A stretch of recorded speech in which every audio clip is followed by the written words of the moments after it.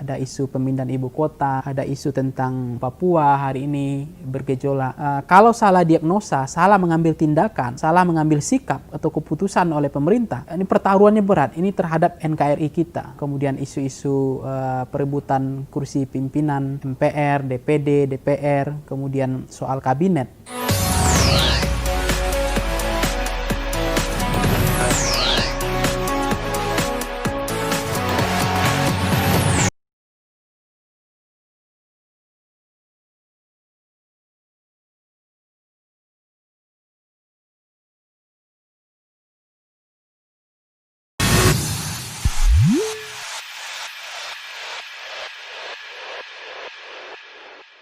Perkenalkan, nama saya Pangi Syarwi Caniago, biasa dipanggil Ipang, sehari sebagai Direktur Eksekutif Fox Sports Center. Kita berbicara tentang politik kekinian yang hari ini sangat banyak hal yang menarik. Ada isu pemindahan ibu kota, ada isu tentang referendum Papua hari ini bergejolak, kemudian isu-isu perebutan kursi pimpinan MPR, DPD, DPR, kemudian soal kabinet di pemerintahan Pak Jokowi ke depan. Nah, kalau kita bicara tentang hari ini yang sangat tensi politiknya lagi tinggi, yang awalnya landai tetapi sekarang sangat udah mulai meninggi, yaitu soal Papua. Nah, ini harus dihadapi dengan sangat hati-hati. Makanya di sini demokrasi deliberatif penuh kehati-hatian untuk bisa memotret, menginzoom masalahnya. Kalau salah diagnosa, salah mengambil tindakan, salah mengambil sikap atau keputusan oleh pemerintah, ini pertaruhannya berat. Ini terhadap NKRI kita, tentang Pancasila, keindonesiaan kita ke depan dan masa depan Indonesia. Oleh karena itu butuh hal yang sangat hati-hati betul, kajian yang lebih dalam bagaimana menyelesaikan Papua hari ini. Saya pikir belakangan kan pemerintah memblokir internet misalnya.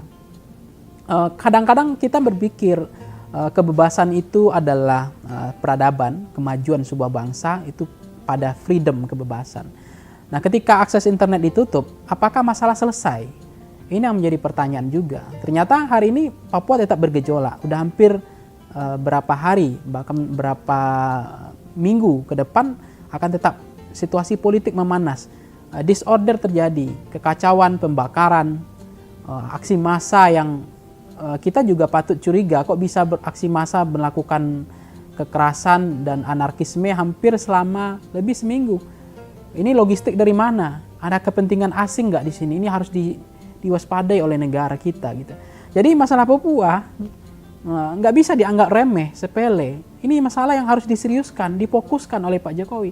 Maka saya sekarang ini kan kita bagaimana nggak kecewa Presiden datang ke sana selfie-selfie, habis itu tambah meninggalkan legacy, sering ke Papua, tetapi ternyata persoalan fundamental dari level hulu sampai level hilir di Papua tidak selesai. Jadi Papua tidak bisa diselesaikan dengan selfie-selfie. Harus ada legacy yang kuat, harus ada, Presiden harus datang ke sana. Presiden harus bertemu dengan orang Papua. Presiden harus kemudian berkata-kata di sana.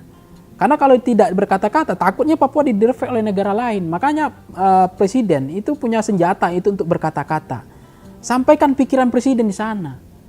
Apa yang maunya masyarakat rakyat itu supaya tahu, karena Presidennya punya pikiran. Tapi kalau Presidennya kemudian hari ini mendiamkan, tidak punya pikiran, tidak punya narasi, tidak punya sikap terhadap ini, dibiarkan seperti seolah tidak ada masalah, Papua dianggap aman-aman saja, maka ini menurut saya itu ancaman disintegrasi makin di depan mata. Maka kita optimis Indonesia akan tetap bersatu Sabang sampai Merauke. Tapi bukan berarti menganggap ini tidak menjadi konsen pemerintah untuk menyelesaikan masalah Papua yang menurut saya kalau ini salah diagnosis, salah diagnosa, salah mengambil sikap. Apalagi kalau kemudian dipancing ke kerusuhan itu akan memunculkan yang namanya pelanggaran HAM, nanti dianggap ada penganiayaan, ada foto-foto pelanggaran HAM misalnya, itu akan digoreng oleh negara-negara di internasional gitu, akan dipotret, akan disampaikan oleh masyarakat internasional bahwa ini terjadi pelanggaran HAM. Itu berbahaya. Belum PBB bisa mengagendakan itu pelanggaran HAM. Jadi tolonglah Pak Presiden berbicaralah dengan orang Papua. Kenapa sih Pak Presiden nggak mau berbicara? Sampaikan pikiran Pak Presiden di sana. Sampaikan apa yang Pak Presiden mau. Jadi jangan didiamkan, jangan hanya kemudian diputus internet, kemudian orang Papua dianggap tidak tahu menau ini. Jadi cara mengambil sikap saja, memutuskan internet ke Papua, kemudian Presiden tidak berkata-kata di sana, tidak menemui orang Papua. Kemudian apa masalahnya sebetulnya tidak pernah mau digali, mau dikejar. Apakah betul karena otonomi khusus Papua yang dianggap gagal? Apa penyebabnya? Apakah karena uang yang kurang atau tidak sifat sasaran atau kebijakan yang selama ini pemerintah otonomi daerah setengah hati, kepala dilepas, ekor dipegang. Jadi banyak hal yang Papua misalnya ingin lebih otonom, lebih bebas, lebih tidak didikte oleh pusat, tidak terlalu diintervensi oleh pusat. Banyak kebijakan-kebijakan yang membuat Papua ruang geraknya susah misalnya. Ini harus dievaluasi ke depan. Apa narasi presiden, kebijakan presiden ke depan untuk memberikan rasa aman bagi Papua. Sehingga tidak muncul bahasa-bahasa kami tidak butuh jalan, kami tidak butuh pembangunan, kami butuh bagaimana memanusiakan manusia, kami butuh kehidupan misalnya. Itu tidak mesti keluar kalau Papua diselesaikan secara detail, ya, lebih teknis, lebih fundamental, gitu, tidak membiarkan. Nah, kalau kemudian isu yang kedua adalah yang tidak kalah pentingnya hari ini juga cukup menjadi pembicaraan santer di publik adalah isu tentang pemindahan ibu kota. Nah, pemindahan ibu kota itu tidak ada yang salah, Presiden berhak saja mau memindahkan kemanapun. Itu kebijakan, keputusan, tetapi kemudian ayolah Presiden untuk memulai membaca literasi, membaca undang-undang, melakukan kajian ilmiah dengan masyarakat, minta pendapat rakyat. Jadi kemudian kalau kemudian mengambil keputusan yang secara otoriter seperti ini, mengambil keputusan sepihak tanpa ada karena demokrasi itu memang butuh kesabaran. Demokrasi butuh perbedaan. Demokrasi butuh ruang gerak berpikir yang berbeda, pandangan yang berbeda. Tidak bisa diseragamkan. Dan kalau kita berdemokrasi, kita tidak disiplin, tidak tertib, tidak mau bersabar, nggak bisa. Makanya itu kemudian tiba-tiba Presiden meminta izin kepada DPR, tapi tidak pernah berdiskusi, berdialektika dengan DPR, meminta pendapat ahli-ahli, tidak pernah dilakukan itu. Nah, tiba-tiba dibilang DPR menjadi tukang stempel pemerintah.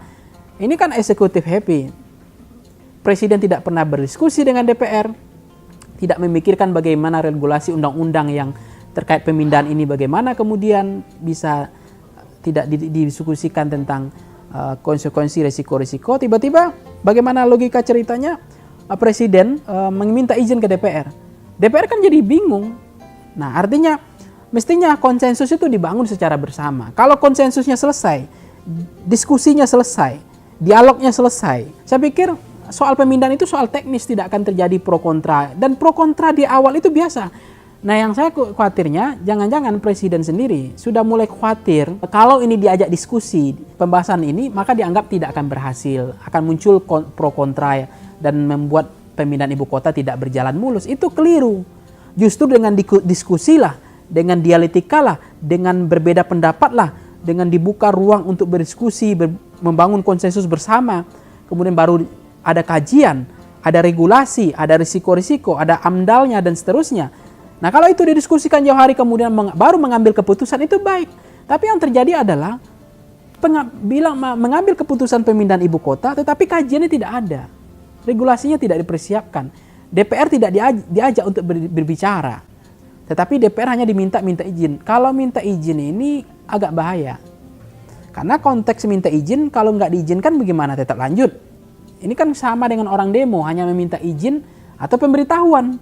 Atau jangan-jangan Presiden kemarin dalam sidang di PR mengatakan meminta izin, tidak minta izin, hanya pemberitahuan bahwa ibu kota mau dipindah, bukan minta izin. Nah, ini yang kemudian menjadi menurut saya, ayolah kita berdemokrasi itu harus sabar. Tidak bisa feodal, tidak bisa dialektika yang kita bangun adalah oligarki, segelintir orang saja, kemudian berbicara tentang pemindahan ibu kota dan mengambil keputusan sangat tergesa-gesa, tidak penuh dengan kehati-hatian. Seperti demokrasi deliberatif itu adalah mengambil keputusan itu adalah penuh dengan kehati-hatian, apalagi ini memindahkan ibu kota, tentu harus penuh dengan kehati-hatian. Banyak yang harus dilihat. Jadi keputusan yang salah itu siapa yang akan menanggung beban ke depan? Siapa yang akan kita salahkan? Kalau ini salah, kalau benar tidak masalah. Makanya ayolah kita berdemokrasi agak lebih bersabar, harus bangun dialektika itu, bangun literasi bersama, bangun konsensus, jangan kemudian hanya memutus dengan kelompok segelintir elit yang memaksakan, atau jangan-jangan muncul pertanyaan bahwa isu pemindahan ibu kota itu bukan dari grassroots, dari publik, dari rakyat. Tapi itu isu elit, bukan kehendak rakyat. Nah kalau tidak kehendak rakyat, ini kehendak siapa? Agenda siapa? Kepentingan siapa di balik pemindahan ini? Nah, itu yang menjadi penting. Nah yang ketiga adalah soal perebutan kursi pimpinan MPR, DPR, dan DPD. Menurut saya perebutan kursi itu tidak hal yang diharamkan, itu lumrah dan mahfum kita. Karena begitu menjadi pimpinan MPR, DPD, DPR itu kan banyak hak privilege mereka punya. Mereka punya ada kepentingan mereka, motif macam-macam, ada untuk mendapatkan mobil dinas, ada rumah dinas, ada pakai foreigner, pakai fasilitas negara yang lengkap. Ada kepentingan mereka punya misi untuk melakukan amandemen, ada kepentingan mereka bagaimana punya narasi untuk menjadikan lembaga tertinggi negara, itu macam-macam agendanya.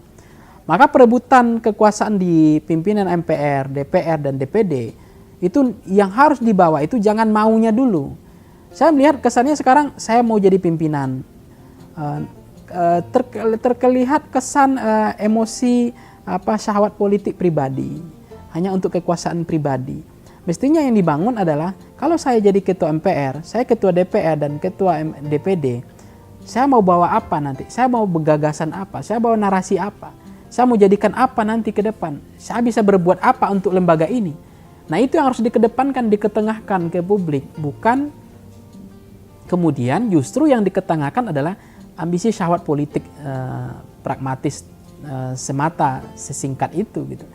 Nah, ayolah mereka bertarung, silakan mereka berkompetisi, karena nanti akan ada paket-paket, misalnya di pemilihan ketua DPD akan ada paket gugus kepulauan, ada paket Indonesia Barat, ada paket Indonesia Timur, ada 4 kursi pimpinan yang akan diperebutkan, kemudian di MPR juga akan ada paket, kabar konon ceritanya masing-masing partai akan ada 1 orang yang akan menjadi pimpinan MPR, kemudian DPR juga sempat sebelumnya ada undang-undang MD3 dulu suara terbanyak, sekarang dikembalikan lagi karena ada dulu paket KMP KIH tidak berdasarkan suara terbanyak. Sekarang automatically ini akan menjadi jatahnya PDIP misalnya. Tapi tetap kalau nanti jadi ketua DPR harus disampaikan maunya seperti apa ke depan, karena setahu saya PDIP punya narasi tentang itu. Misalnya soal GBHN, soal MPR sebagai lembaga tertinggi negara, soal ada isu 8 tahun masa jabatan presiden, kemudian soal amandemen dan seterusnya. Nah ini juga harus hati-hati, saya pikir amandemen itu tidak ada masalah atau ada masalah nanti di kemudian hari.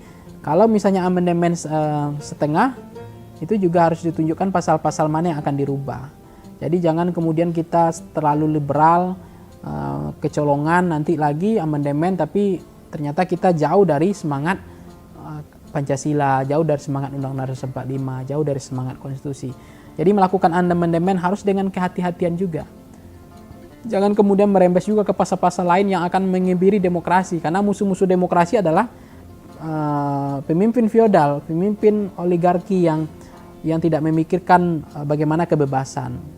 Nah sekarang kan ada keinginan untuk presiden dipilih oleh MPR, itu kan berbahaya, itu adalah kemunduran. Ada kemudian keinginan untuk menjadikan MPR sebagai lembaga tertinggi negara, ya silakan saja. Nah, tapi jangan kemudian nanti MPR yang mendataris presiden dan presiden bertanggung jawab kepada MPR, tapi kemudian MPR-nya akan memilih presiden. Jadi kedaulatan rakyat hilang. Nah ini bagaimana ke depan demokrasi kita? Nah, ini musuh-musuh demokrasi yang harus kita baca, apa motifnya, apa agendanya, ini kepentingan siapa. Karena kalau salah kita melihat pertarungan-pertarungan ini akan berisiko terhadap kedaulatan negara dan bangsa kita ke depan. Kita nggak boleh mundur, tapi tetap maju. tetap bersabar, berproses. Karena demokrasi itu memang kayak seperti kaca, dia mudah pecah. Dalam sistem demokrasi, kapanpun dia bisa balik ke otoritarian gitu. Kita nggak mau, kita tidak siap untuk itu. Kita tetap secara aja konsisten pada trayek demokrasi ini. Oke, terima kasih. Assalamualaikum warahmatullahi wabarakatuh.